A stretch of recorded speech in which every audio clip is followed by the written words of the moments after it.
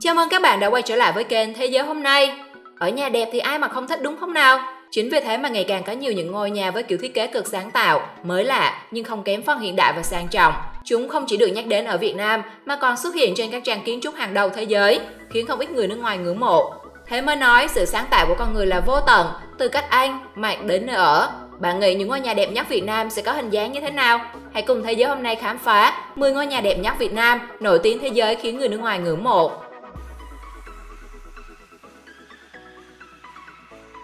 10. Time Home. Đầu tiên ở vị trí top 10 là cái tên Time Home, hay còn gọi là nhà lồng chim. Vì sao nó là cái tên gọi như vậy? Bởi hình dáng của nó khá giống với chiếc lồng chim. Chính điều đặc biệt này mà mới đây, tạp chí kiến trúc Art Daily đã giới thiệu nét độc đáo của ngôi nhà phố kết hợp quán cà phê Time. Nằm ở gần ngã tư ở trung tâm thành phố Huế, với diện tích rộng chỉ 35 m², đây là nơi sinh sống của gia đình 3 thế hệ với 7 thành viên. Time có tổng cộng 3 tầng, trong đó tầng áp mái, ban công, sân thượng được bao bọc bởi hệ thống lam dọc và tường kính. Hệ lam dọc ở mặt tiền của ngôi nhà không chỉ làm giảm bớt xạ nhiệt mà còn tạo ra hiệu ứng ánh sáng và hình học nổi bật giữa khu phố, nhất là khi nó được lên đèn vào buổi tối, hoàn toàn không đụng hàng với bất kỳ thiết kế nào. Nội thất nhà hầu hết được làm bằng tre, vật liệu bền vững và thân thiện với môi trường, phù hợp với thời tiết khí hậu Huế. Có bạn nào muốn sống trong ngôi nhà như thế này không nhỉ?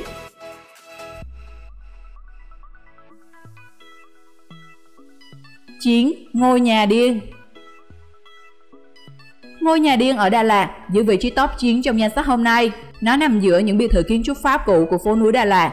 Ngôi nhà điên như mê cung với các cầu thang xoắn ốc, phòng ngủ chạm trổ và nhiều ngóc ngách. Đây là một tác phẩm của kiến trúc sư nổi tiếng người Việt Đặng Việt Nga.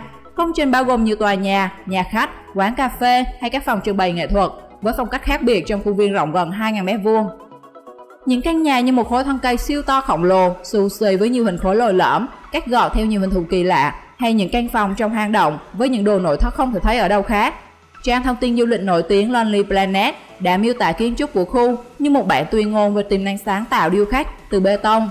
Còn trang CNN nổi tiếng của Mỹ đã không tiếc lời so sánh công trình kiến trúc này so với những tác phẩm của nghệ sĩ nổi tiếng thế giới như họa sĩ Tây Ban Nha Salvador Dali, kiến trúc sư tài ba Anthony Gaudí. Thậm chí nó còn được xếp vào nhóm 10 căn nhà kỳ lạ nhất theo bình chọn của tờ Nhân dân Nhật báo Trung Quốc.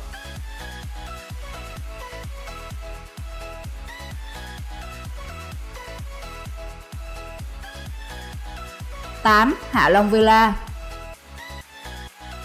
Top 8 trong 10 ngôi nhà đẹp nhất Việt Nam được người nước ngoài ngưỡng mộ là ngôi nhà 5 góc Hạ Long Villa. Khó có thể tìm thấy ở nơi khác thiết kế độc đáo của ngôi nhà với hình ngũ giác nằm trong một hình ngũ giác với tường bê tông xám. Các lớp không gian bên trong và bên ngoài thiết lập tạo ra một khu rừng đầy cây xanh. Chính sự độc đáo này đã làm cho Hạ Long Villa xuất hiện trên Design, một tạp chí chuyên về thiết kế. Danh mục Architecture của nó không còn lạ lẫm đối với làng kiến trúc thế giới. Những ấn phẩm kiến trúc tại đây đều mang dáng vẻ kiêu hãnh và đặc biệt. Được miêu tả một cách hết sức tỉ mỉ, Hạ Long Villa là công trình nằm trong chuỗi dự án nhà cho cây xanh của kiến trúc sư Võ Trọng Nghĩa.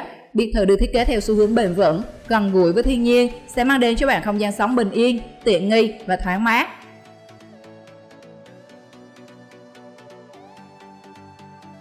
7. Villa 911, biệt thự cho người chơi siêu xe. Lấy cảm hứng từ phong cách thiết kế châu Âu, kết hợp cùng lối thiết kế cởi mở của kiến trúc bản địa, ngôi nhà Việt Nam được tạp chí kiến trúc nổi tiếng Art Daily vinh danh là ngôi nhà đẹp nhất năm 2019. Các bạn thấy kiến trúc của biệt thự này như thế nào? Biệt thự tọa lạc tại khu dân cư thuộc phường Thảo Điền, quận 2, thành phố Hồ Chí Minh với diện tích hơn 1.000 m². Tạp chí Mỹ cho biết họ đã bị hớp hồn và kinh ngạc ngay từ lần đầu tiên nhìn thấy ngôi nhà, bởi thiết kế vừa sang trọng bậc nhất đất nước Việt Nam, vừa mang lại cảm giác ấm cúng cho người sinh sống bên trong ngôi nhà. Điều đặc biệt là thiết kế này thích hợp với lối sống tối giản của một người trẻ thành đạt, có niềm đam mê sưu tập xe to lớn. Với ngôi biệt thự này, bạn không cần lo lắng sẽ không đủ chỗ để bạn trưng bày những chiếc xe cưng của mình, bởi tầng hầm ngôi nhà có sức chứa tới 7 chiếc xe. Ngoài ra, phòng khách tại tầng 1 vừa là nơi tiếp khách, đồng thời cũng là nơi trưng bày những siêu xe của chủ nhân.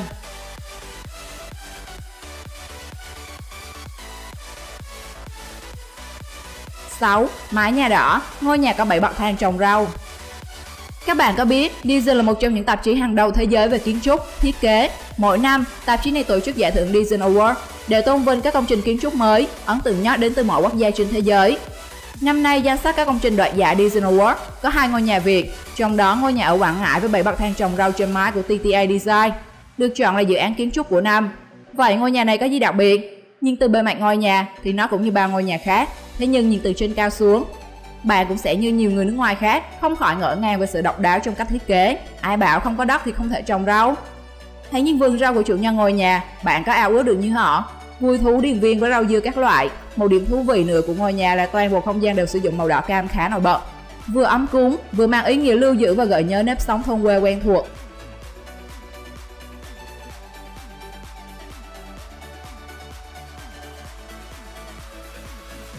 5. Ngôi nhà Đà Nẵng có bể bơi 12m. Ngôi nhà chính là ước mơ của không ít người sống nơi đô thị đất chật người đông. Với diện tích 250m², ngôi nhà được chia làm 2 phần, gồm không gian sống và sân vườn, được coi như lá phổi xanh và toàn cây là cây, và một bể bơi dài 12m dành cho sự thư giãn của các thành viên trong gia đình. Không gian xanh đối diện với không gian ở, giúp đưa không khí trong lành, khuếch tán ánh sáng và hương thơm của cây cỏ vào bên trong nhà. Trên mái là một khu vườn tới 9 hộp cây xen kẽ những khoảng trống. Ở khu vườn này được trồng nhiều loại cây ăn trái như sung, khế, cóc, cùng nhiều loại cây gia vị như chanh, sả, ớt, ngải cứu. Nước được tái sử dụng thông qua một hệ thống cung cấp nước tự động và dùng để tưới cây. Ngôi nhà vừa đẹp, vừa có lợi cho môi trường xung quanh. Chính vì những lợi ích thiết thực này mà ngôi nhà đã giành chiến thắng ở hạng mục nhà ở đô thị tại giải thưởng Design Award năm nay. 4. CH House. Nói đến những ngôi nhà đẹp nhất Việt Nam, được người nước ngoài ngưỡng mộ không thể bỏ qua CH House. Khi đi ngang qua con phố Đông Đúc ở Hà Đông, Hà Nội, chắc chắn bạn sẽ không thể rời mắt trước ngôi nhà mang tên CH House bởi nó gây ấn tượng đặc biệt với không gian tràn ngập nắng, gió. Với thiết kế khá lạ, lớp ngoài bằng gạch xếp tạo lỗ và lớp trong bằng kính khung sắt không chỉ mang đến vẻ đẹp độc đáo cho ngoại thất công trình, mặt tiền hai lớp này kết hợp cây xanh giúp ngăn bụi, tiếng ồn, che nắng và đảm bảo thông gió tự nhiên hiệu quả. CH House không chỉ là ngôi nhà để ở mà còn thể hiện nỗ lực kết nối giữa con người với thiên nhiên, nhất là trong bối cảnh đô thị hóa mạnh mẽ, ô nhiễm môi trường, thiếu khoảng xanh. Với thiết kế như thế này thì chẳng những người Việt mình hâm mộ mà nó còn khiến bao nhiêu người nước ngoài phải nao lòng bởi giá trị cuộc sống mà ngôi nhà mang lại. 3. Sky House. Nằm lọt thỏm giữa các thung lũng của các tòa nhà cao tầng san sát nhau ở quận 2 thành phố Hồ Chí Minh, nhưng từ bên ngoài, ngôi nhà mang hình dáng của một chiếc hộp vuông với những ô nhỏ xung quanh các mặt của ngôi nhà. Điều này nhằm giúp ngôi nhà có nhiều không gian để đón ánh nắng trực tiếp hơn, bên cạnh những ngôi nhà cao tầng thiết kế theo kiểu truyền thống. Sky House với ngoại hình khác biệt đã đem lại ấn tượng khó quên cho phần đông người nước ngoài khi xuất hiện trên trang tạp chí Art Daily. Nhìn vào ngôi nhà, chúng ta có thể thấy cây xanh được ưu tiên có mặt ở cả trong và ngoài ngôi nhà. Khoảng thông tầng chạy xuyên suốt theo chiều dọc ngôi nhà khiến không gian tăng phần thoáng đãng. Như lời danh họa Van Gogh đã từng nói, nếu bạn thật sự yêu thiên nhiên, bạn sẽ thấy cái đẹp ở mọi nơi. Và quả nhiên, Sky House là một thiết kế xanh với mọi góc đều mang một vẻ đẹp độc đáo, hòa quyện giữa thiên nhiên và con người.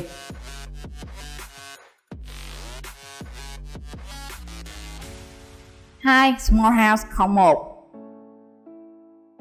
Với lối thiết kế mộc mạc, ngôi nhà cấp 4 ở Biên Hòa này là tổ ấm mà không ít người mơ ước. Ngôi nhà rộng 150m² này được xây dựng theo kiểu nhà cấp 4, nhưng nó nổi bật với bức tường gạch thô. Bên trong là khu vườn nhỏ, yên tĩnh, thoáng mát, không quá bề thế hay phô trương. Mặt tiền ngôi nhà đơn giản chỉ là gạch xếp thô 2 lớp, xen kẽ mang vẻ mộc mạc thôn quê, nhưng vừa đảm bảo được sự riêng tư và đón gió mát cũng như ánh sáng tự nhiên. Giữa quần quay đô thị hóa bây giờ thì một tổ ấm nhỏ xinh như Small House đã mang đến một cái nhìn mới lạ cho hình thức kiến trúc nhà cấp 4 vốn rất phổ biến tại vùng ngoại ô, nông thôn ở Việt Nam. Cùng với sự khác biệt độc đáo, nó đã trở nên nổi tiếng không chỉ trong nước mà còn ở ngoài nước. Các bạn có thích ngôi nhà thế này không? 1. Bing & Bond House. Đây là một trong 50 công trình đẹp nhất của năm 2020 do Art Daily bình chọn. Nằm ở ngã ba một con hẻm ở thành phố Quy Nhơn, ngôi nhà ống 3 tầng này là không gian sống của một gia đình trẻ, có 2 cậu con trai có tên ở nhà là Bing và Bond. Ngay việc đặt tên cho ngôi nhà cũng thấy được tình yêu thương của chủ nhân ngôi nhà đối với 2 đứa con của mình. Chính vì vậy mà không gian ngôi nhà được thiết kế thoáng đãng, ít đồ nội thất, với mục đích chính là tạo mặt sàn rộng rãi và an toàn cho hai trẻ thoải mái chơi đùa. Không khó để nhận ra, ngôi nhà trông như những ruộng bậc thang với tầng trên lùi vào so với tầng dưới và trung tâm ngôi nhà chính là gian bếp. Từ vị trí đứng bếp, người mẹ có thể quan sát được mọi không gian trong nhà, cũng như trông nom 2 cậu con trai. Chính vì được tạo nên bằng tình yêu thương nên Bing & Bond là ngôi nhà luôn đầy ắp tiếng cười.